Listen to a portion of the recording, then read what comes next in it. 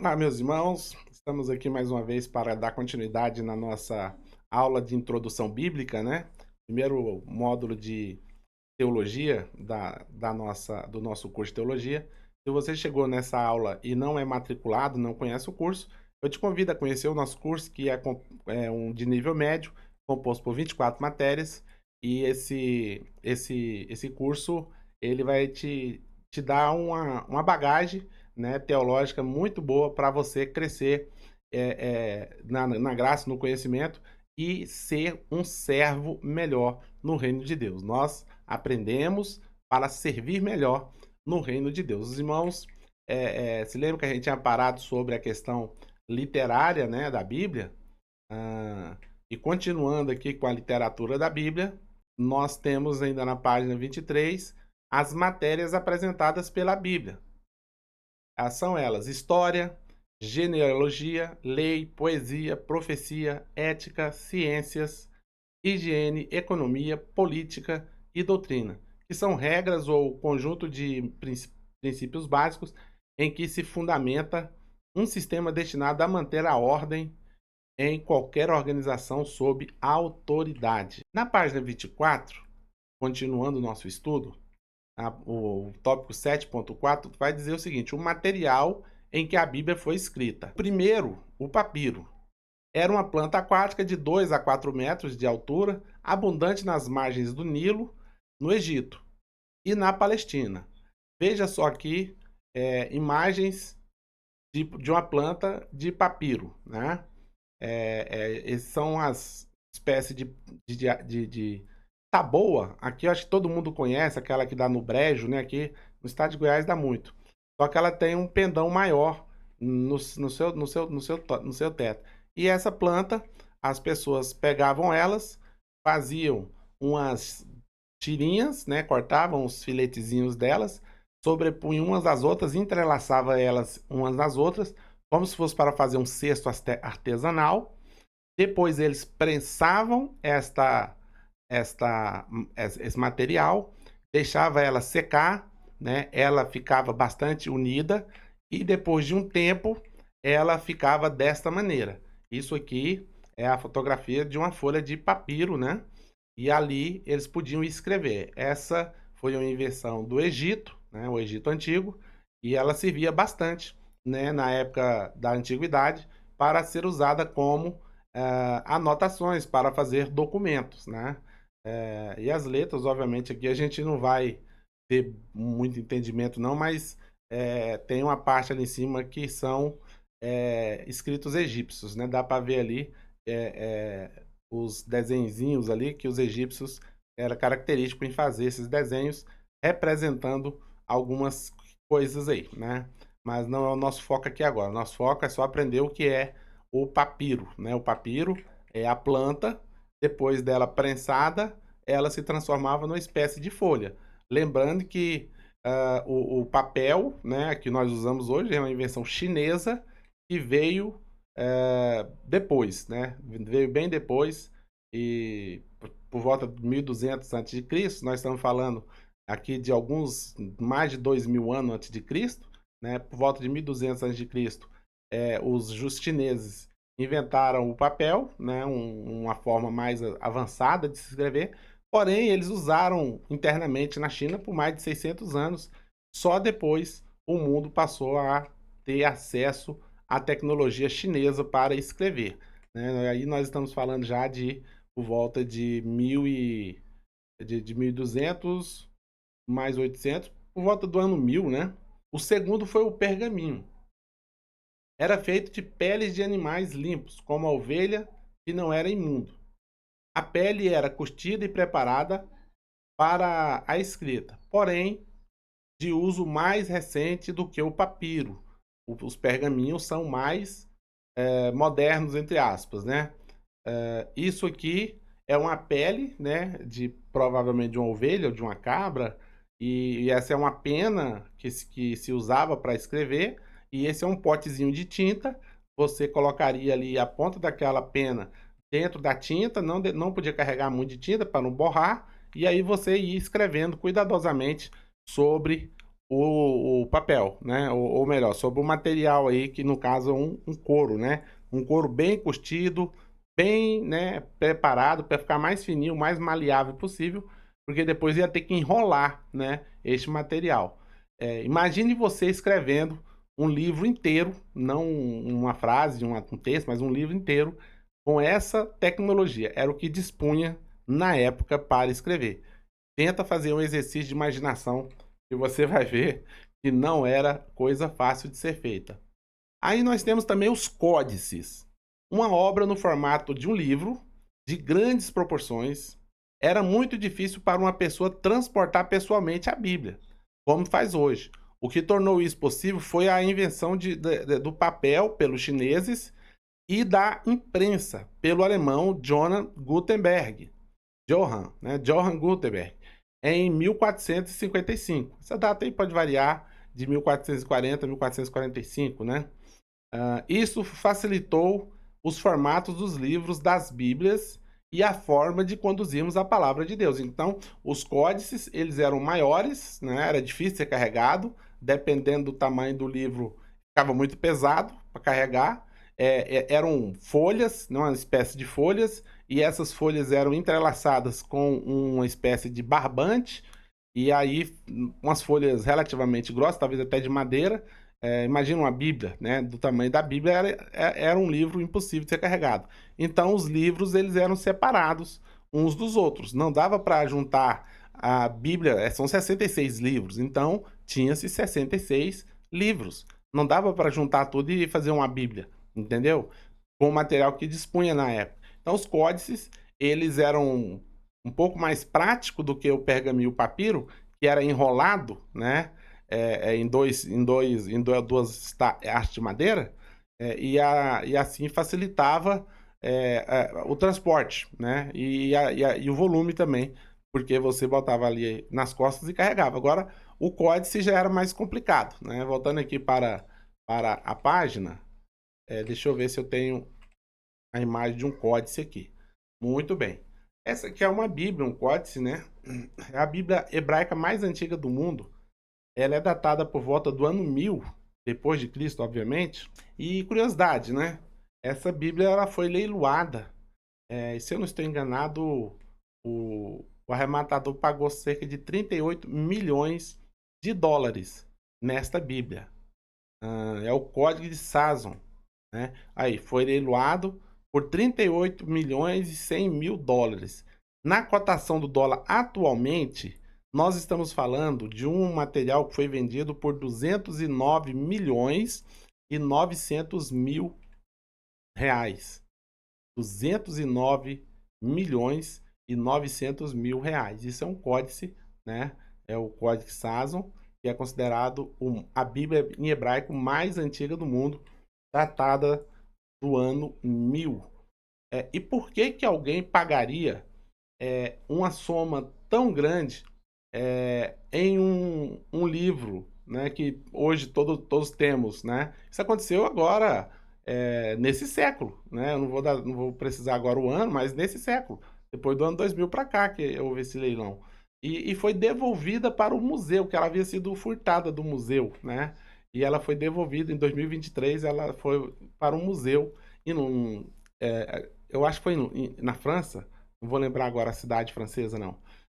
Mas existem vários códices, vários livros espalhados por museus de vários países assim, de uma antiguidade muito grande. Mas essa Bíblia aqui, ela tem cerca de 1000 anos, né? Ela é datada por volta do ano 1000, então ela tem 1000 e poucos anos. É, e ela é a Bíblia mais antiga e hebraica que nós temos, tá bom? Então vamos falar sobre isso também mais para frente.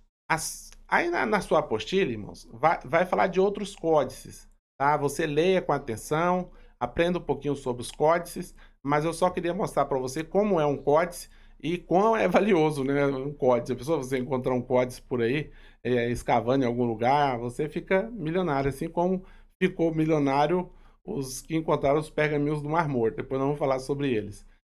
Na página 25, o top 8.2, as principais linguagens escritas na Bíblia.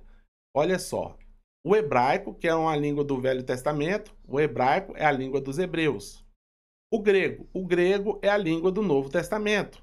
Era o idioma falado pelos gregos naturais da Grécia. Aqui eu estou colocando só um resumo. Você lê a apostila, que tem detalhes aí que eu não coloquei aqui no resumo, tá bom? Terceiro, o aramaico é um idioma falado por uma parte dos judeus. Essas são as línguas que nós encontramos na nossa Bíblia Sagrada. O que é importante a gente entender é o seguinte, na questão do aramaico, o aramaico ele é um dialeto semita. Quando o povo saiu de Israel e foi levado para o cativeiro na Babilônia, lá eles passaram gradativamente a usar o aramaico como língua de comunicação, porque ela é como se fosse uma língua comercial, então muitas pessoas entendiam ou falavam. Daí ela era muito popular. E passaram 70 anos do cativeiro, quando o cativeiro termina, o povo já não fala mais hebraico, o povo fala aramaico. Eu não saberia dizer com precisão a grande diferença entre o hebraico e o aramaico, mas a gente poderia ter uma noção, uma leve noção, do português, por exemplo, para o italiano, é da mesma raiz, né? A nossa língua e o italiano, ou o espanhol, né? É da mesma raiz, no caso do inglês já não é, mas o italiano e o espanhol, tem muitas palavras em espanhol que a gente consegue reconhecer, já tem outras que a gente não sabe o significado dela, né? Teria que ter um tradutor, ou até mesmo no caso do italiano e várias outras línguas que são da mesma raiz, da mesma etnia, entendeu? É, provavelmente algumas palavras em aramaico eram familiares a quem falava hebraico, né?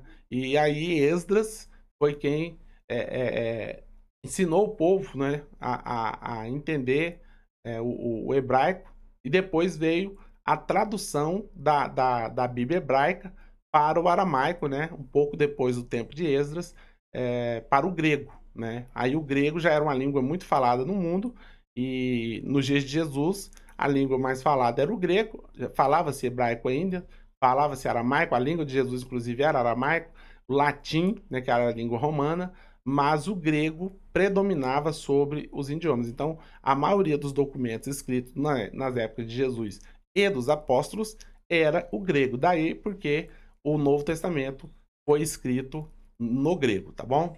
E em quarto lugar, nós temos o latim. O latim foi a língua falada pelos romanos e todos os países do seu domínio.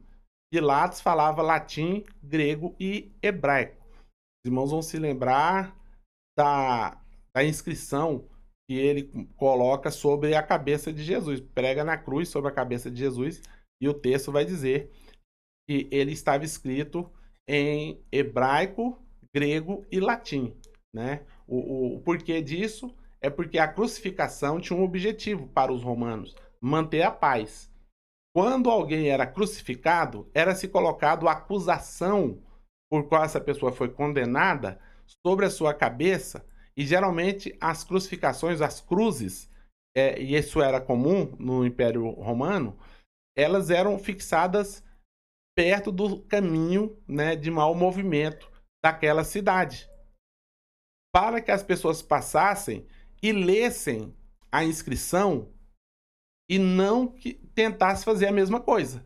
Vamos supor, essa pessoa aqui foi crucificada porque sonegou imposto para os romanos, né? Aí a pessoa falava, então eu não vou sonegar imposto. Essa pessoa aqui fez uma sedição. Sedição seria como se fosse uma rebelião contra o Império Romano. Ah, então eu não vou fazer uma sedição. Ah, esse aqui foi um salteador, então eu não vou roubar, né? Entende o propósito da crucificação e da colocação da cruz em lugar alto, na beira do caminho, e no caso de Jesus eles colocaram em 3 idiomas, porque Jerusalém era uma cidade internacional, né? Passava-se por ali, Jerusalém é uma cidade internacional, passa por ali muitos povos, né? Porque ali o Israel, depois nós vamos estudar isso em geografia, ele liga 3 continentes, né? Ele liga o continente europeu, o continente asiático, o continente africano. Então, para você sair da Europa para chegar na África, por terra você tem que passar em Israel, né? Sair da Ásia para o Egito, que fica na África, você precisa passar pela Palestina ali, né, por Israel. Então, ali é o centro, né, do mundo antigo ali, geograficamente é o centro do planeta, né? Mas o latim aqui, deixa eu explicar uma coisa que eu estava me esquecendo.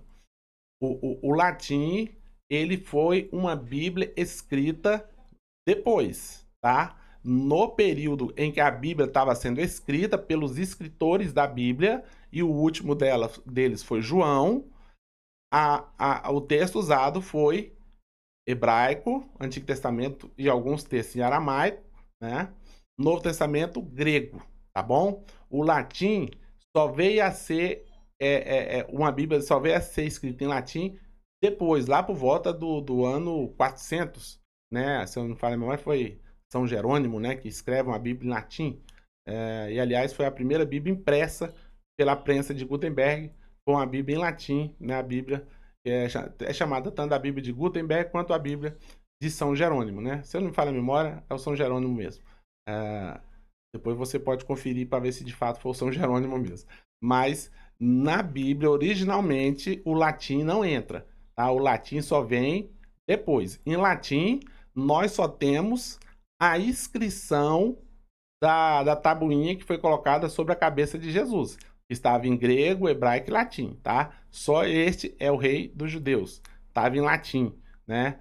Também tinha essa inscrição no grego e também no hebraico, tá ok? Curioso que não tinha aramaico. Interessante, né? Mas o fato é esse, né? Só essa palavra. Então, originalmente na Bíblia, nós tínhamos uma frase: Este é o rei dos judeus, escrito em latim, tá bom? Para não dizer que não tinha nada em latim, na Bíblia tinha esta inscrição, tá ok? Só para deixar claro aí. Na sua página 27, 9.1, a língua hebraica vem de Hebron. Aqui é só uma curiosidade interessante. Em Gênesis 23, do versículo 1 ao 19, a esposa de Abraão, Sara, morre com 127 anos. Abraão adquire uma sepultura na terra de Canaã, em Kiriat Arba. Essa foi a primeira propriedade legalmente adquirida por um hebreu. Abraão renomeia o lugar para Hebron, né? Então, Kiriat Arba virou Hebron. E aí, algumas pessoas acham que a língua hebraica vem de Hebron. É certo que tanto o povo hebreu como a língua hebraica surgiu de um semita bisneto de Sem, Eber, ou Eber, né, com H ou sem H. Também a língua hebraica é semítica, do mesmo descendente de Sem, o primogênito de Noé, e mais tarde foi chamada de judaico. Desta terra surgiu o povo hebreu, o patriarca Abraão, progenitor de Isaac e Ismael, e desses descendem os judeus e os ismaelitas, que hoje nós conhecemos como árabes. Explicando essa questão da etimologia da palavra aqui, irmãos, o mais certo é que essa língua não tenha surgido do Hebron, né, que é a terra que Abraão comprou ali em Kiriat Arba, em Canaã, né? O mais certo é que essa língua origina-se do bisneto de Noé chamado Eber. Daí vem hebraico. Ele viveu provavelmente, o mais certo, entretanto, irmãos, essas duas informações são importantes porque elas te dão uma noção do contexto histórico, mas o mais certo é que essa língua origina-se de Eber, o bisneto de Noé, né? Por quê? Porque ele está ali mais ou menos na mesma época da confusão das línguas que aconteceu na construção da Torre de Babel. E aí cada um seguiu o seu rumo, né? E provavelmente os descendentes de Eber, a língua que lhe foi dada ali pela confusão, né, foi o hebraico. Nós não sabemos qual a língua era falada antes da confusão das línguas, né? A gente não tem essa informação, tá bom? O hebraico foi falado depois da confusão das línguas. Isso nós temos como evidências, né? E não temos nenhuma evidência antediluviana que nos sugere qual idioma era falado antes do dilúvio, né? Então, depois do dilúvio, depois de algum tempo, veio a construção da Torre de Babel, e Eber, que é um ancestral de Abraão, provavelmente os seus, né, sucessores passaram a falar hebraico. E não, por quê? Porque Abraão, ele já era chamado de hebreu, né? Ele já era chamado de hebreu. E provavelmente antes dele comprar a terra de Hebron. Depois você confere na Bíblia lá quando ele sai do Egito, né? Quando ele sai do Egito com Sara, e Sara ainda estava viva, ele já era chamado de hebreu. Então não há motivos para que o hebraico ter vindo de Hebron, tá bom? E sim de Eber, que é um descendente, né, direto de Abraão. Vamos voltar para a apostila. Agora é a página 27. A terra da história bíblica. Nesta região da antiga Mesopotâmia, a terra do princípio da história bíblica, o berço da raça humana. A antiga Mesopotâmia hoje é dividida em vários países. E hoje a maior parte da antiga Mesopotâmia, no grego, significa país entre rios, meso significa meio, né? E tamia significa rio, terra entre rio. É ocupada pelo Iraque, né? Especialmente o sul do Iraque é a região, a maior parte, né, pelo menos da região da Mesopotâmia, fica atualmente no sul do Iraque, só por informação histórica. Uma profecia que se cumpre em Gênesis 16, no verso 12. Este versículo é uma profecia que explica e descreve o comportamento da vida própria dos islâmicos radicais, ou homens-bomba, que dizem ser descendentes de Ismael. Assim fala a palavra de Deus a respeito deles. Veja a seguir. Vamos ver o texto, que é Gênesis capítulo 16, versículo 12. Ele será entre os homens como um jumento selvagem. A sua mão será contra todos, e a mão de todos será contra ele, e habitará em frente dos seus irmãos. Essa é uma profecia acerca de Ismael e da sua descendência. Ele teve 12 filhos, e esses 12 filhos hoje são conhecidos como o povo árabe. Agora, o comentarista da apostila colocou ali os homens-bomba como se todo muçulmano fosse homem-bomba. Isso não é verdade, muito pelo contrário.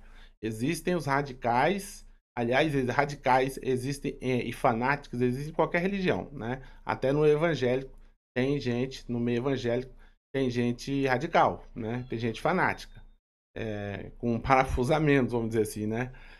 A maioria do povo muçulmano são pessoas pacíficas, né, como qualquer outros povos. Agora, obviamente, tem alguns países, e dentro desses países, algumas pessoas que têm que nutre uma inimizade contra o povo judeu, né? Isso é fato. Os palestinos, alguns muçulmanos que vivem em países ali próximo de Israel, como na Síria, no Iraque, né? Algo importante, talvez, que talvez, eu não sei se a apostila vai falar, mas eu vou dizer para os irmãos, são a respeito dos iranianos, que talvez são os que mais odeiam Israel. Os iranianos não são árabes, eles são persas, tá? Eles não são descendentes de Abraão, os iranianos. Eles são persas, tá bom? Eles só têm a mesma religião dos árabes, que é o islamismo, mas eles não são parentes de Abraão, tá entendendo? Deixar isso claro aqui, porque às vezes alguém pode falar que os iranianos odeiam Israel porque, por causa desse versículo, né? Não, eles odeiam Israel pelo seu fundamentalismo religioso, que é o Islã, mas não tem nada a ver com parentesco, não. Esse versículo aqui está falando dos povos árabes, que hoje é gigantesco, né? Agora, repito, os povos árabes, muitos têm amizade com Israel, né? Tem diplomacia com Israel, são muitos? Não são muitos países, não, irmãos. Dá para contar nos dedos países de maioria árabe que têm amizade ou pelo menos relações diplomáticas com Israel. Mas existem, né? O fato é que existem. Então é só para deixar clara essa questão aí, para não haver nenhum tipo de mal entendido. Continuando, as divisões da Bíblia. A Bíblia ela divide-se em duas partes principais: o Velho Testamento e o Novo Testamento. Eu prefiro chamar de Antigo Testamento e Novo Testamento, mas, enfim, é o vocábulo, né? O vocábulo testamento significa dispensação, aliança, pacto ou concerto. O testamento significa dispensação, aliança, pacto ou concerto, acordo. Logo, irmão, isso aqui é importante.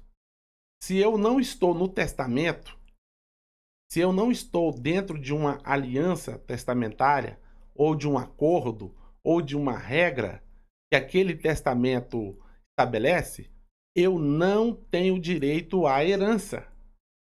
Eu estou falando isso porque nós estamos vivendo em uma época em que as pessoas estão vivendo uma vida de qualquer maneira. Estou falando de cristãos, estou falando de evangélicos. Têm vivido uma vida de qualquer maneira, uma vida de libertinagem, dizendo que não há mais maldição, não há mais pecado, porque Jesus consumou a lei na cruz e agora a gente vive no tempo da graça. Isso aqui é importante entender. Nós vamos estudar isso mais sobre apologética, que é a defesa da fé. Mas eu já vou adiantar aqui um pedacinho para poder já ficar o sabor da apologética, né? A lei que Jesus consuma na cruz do Calvário é a lei do Antigo Testamento, a lei mosaica. Novo Testamento é um testamento também, não é? É novo, mas também é um testamento. Se ele é um testamento, isso é o significado do dicionário, irmãos. Ele significa dispensação, aliança, pacto ou concerto. Logo, o que mudou foi apenas a dispensação do antigo para o novo.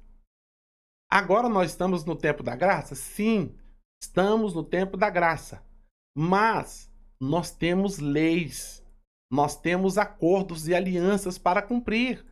E não são alianças da lei de Moisés, são do Novo Testamento, que Jesus e os apóstolos estabeleceram. Logo, essa história de que a gente não precisa fazer nada, porque já está tudo pago. Ora, se assim fosse, para que eu vou para a igreja? Para que eu me santifico? Porque se está tudo pago, nada do que eu faço ou deixo de fazer vai tirar a minha salvação. Então está todo mundo salvo. Então eu não preciso pregar o evangelho. Então o evangelho não precisa ser aceito por ninguém. Não, tem que confessar o nome do Senhor Jesus para os pecados ser pago. Ué, mas os pecados já não foram pagos? Que pecado então que tem que ser pago agora? Independente de quem seja. Então há uma confusão gerada por neopentecostais que interpretam totalmente, não é nem interpretação, é heresia. Quando você nega uma doutrina, o nome é heresia, tá? E nós estamos vivendo no período do Novo Testamento, portanto, temos leis sim, temos pactos sim, temos alianças sim a ser cumprida, e se nós não estivermos enquadrados nesses leis, pactos e alianças, nós não temos parte na recompensa ou na herança que esse testamento estabelece, que é morar no céu para a eternidade, tá bom? Então, estamos no tempo da graça, mas a graça não é de graça, tá? Nós precisamos crer, e crer implica em ação, porque é um verbo, não é? Fé é a capacidade de acreditar. Acreditar é um verbo, o verbo indica uma ação. Se eu preciso de uma ação, então eu preciso fazer alguma coisa. Você está entendendo? Eu preciso obedecer aos parâmetros do Novo Testamento. Tem algumas coisas no Antigo Testamento que não são leis, são princípios. É diferente de lei, tá? Princípio ele é inquebrável e imutável, porque foi Deus que estabeleceu. E Deus é eterno, tá? Eu só vou deixar essa pitada para vocês aqui sobre essa questão, mas nós vamos estudar isso mais para frente de forma mais detida, porque tá virando uma bagunça esse negócio, pessoas sendo enganadas por pessoas que não entenderam a Bíblia, né? Sabe aquela pessoa que você está indo para um determinado lugar e você não sabe ao certo o endereço? Aí você se junta com outra pessoa e ela fala, eu acho que é para cá. Aí vocês vão caminhando junto para achar se acha o lugar? Pois é, pode ser que você acha, pode ser que você não acha, porque nenhum dos dois tem certeza. Não ande atrás de pessoas que não têm certeza do que está falando. É fria, é furada, tá bom? Isso é muito importante. Voltando aqui para a questão literária, o Novo Testamento contém 27 livros e o Antigo Testamento contém 39 livros. O Antigo Testamento divide-se em 4 partes: lei, história, poesia e profecia. Nós vamos estudar sobre elas mais para frente. A lei ou Pentateuco são 5 livros: Gênesis, Êxodo, Levítico, Números e Deuteronômio. Também é conhecida como a Bíblia dos Judeus, chamada de Torá, como nós vimos lá no início. Os livros históricos são 12: Josué, Juízes, Ruth, 1 Samuel, 2 Samuel, 1 Reis, 2 Reis, 1 Crônicas, 2 Crônicas, Esdras, Neemias e Esther. Uma pausa aqui. Essa é uma oportunidade de você aprender o nome dos livros da Bíblia, porque eles vão por partes. Aí você aprende a primeira parte, são 5 livros. Aí você decorou 5 livros? Ok. Você vai para a segunda parte, são 12 livros. Aí você decora os 12 livros. Você já decorou 17 livros. Aí você vai para a outra parte, entendeu? É uma forma de se aprender. E acho que para um crente é o beabá, né? É o beabá é conhecer os livros da Bíblia e de preferência em sequência, que aí você encontra eles com mais facilidade dentro da sua Bíblia, não importa. Tem pessoas que falam, é porque essa Bíblia que é nova. Não, mas o livro não mudou a sequência, ele continua a mesma sequência, não interessa se a Bíblia é nova ou velha, né? O negócio é você ter costume em manejar a Bíblia Sagrada, né? E obviamente isso passa por conhecer o nome dos livros, isso é o mínimo necessário, né?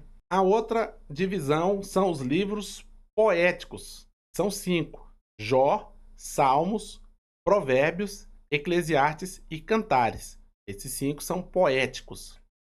Temos ainda os proféticos, que são 17 livros, mas eles se dividem em 2 grupos: profetas maiores e profetas menores. Esse grupo tem 17 livros, mas também tem 2 subdivisões: profetas maiores e profetas menores. Vamos ver. Os profetas maiores são 5 livros e os menores são 12 livros. Os profetas maiores são Isaías, Jeremias, Lamentações de Jeremias, Ezequiel e Daniel. Esses são 5 livros chamados de profetas maiores. Veja que Jeremias tem 2 livros aí neste grupo, não é? Os profetas menores são 12 livros: Oséias, Joel, Amós, Obadias, Jonas, Miqueias, Naum, Abacuque, Sofonias, Ageu, Zacarias e Malaquias. E esses são os livros que nós temos na nossa Bíblia no Antigo Testamento. Lembrando, irmãos, que a Bíblia judaica ela tem ela tem 22 livros, né? Mas o conteúdo é o mesmo que nós temos 39. O que acontece? Os livros de 1º e 2º Samuel é um livro só na Bíblia hebraica, ou na Bíblia judaica, como queira. O 1º Reis, 2º Reis também é um livro só, 1º Crônicas, 2º Crônicas, Esdras e Neemias. E os 12 livros dos profetas menores também é um escrito. São os escritos, entendeu? Então daí dá 22 livros. Mas o conteúdo é o mesmo. É que na Bíblia da Septuaginta, que é a tradução grega, foram divididos da forma que nós temos hoje, né? 1º e 2º Samuel, 1º e 2º Reis, enfim, né? Da forma que nós temos hoje, tá bom? Só para deixar claro aí. Vamos voltar aqui para a nossa apostila. E na página 29, o item 10.2, o período interbíblico se localiza entre Malaquias e Mateus. Nesse período, houve um silêncio divino de 400 anos. Foi neste período interbíblico que surgiram os primeiros livros apócrifos no Antigo Testamento. Deus não falou por profeta, nem por palavras escritas, nem por visão ou revelação. Nenhum livro inspirado apareceu.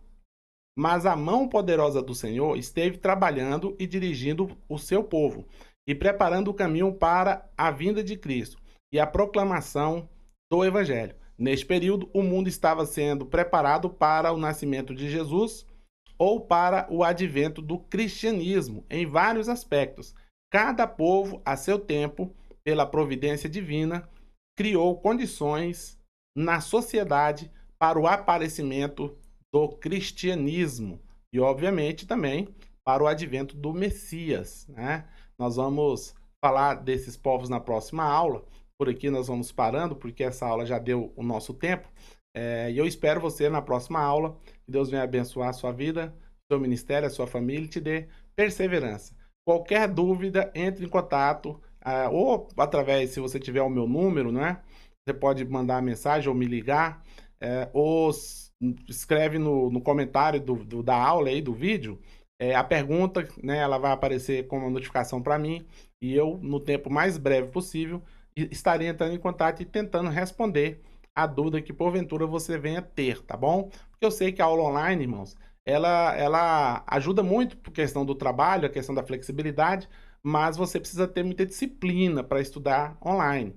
Você precisa abrir a sua apostila, abrir a sua Bíblia. Às vezes você precisa pausar o vídeo para ler um versículo que está em sua referência na apostila, e aí você precisa pausar o vídeo para ler a referência, para você entender o contexto. Tudo isso é parte do aprendizado. O aprendizado é uma construção. E eu sempre digo, se fosse fácil, todo mundo fazia. Mas não é fácil não, tá? É um desafio. E aqui você está sendo convidado para juntos vencermos esse desafio, porque ele é possível ser vencido. Eu tenho certeza disso, porque eu já fiz pelo menos 5 cursos na área de teologia, afora outros cursos de capelania, juiz de paz e tantos outros cursos. É muito bom. Quanto mais você aprende, mais você quer aprender. Quanto mais você aprende, mais você entende que Deus é grande demais, é maravilhoso demais. Isso é algo espetacular e maravilhoso para as nossas vidas. Então, que Deus te abençoe. Até a próxima aula, em nome do Senhor Jesus. Fique na paz.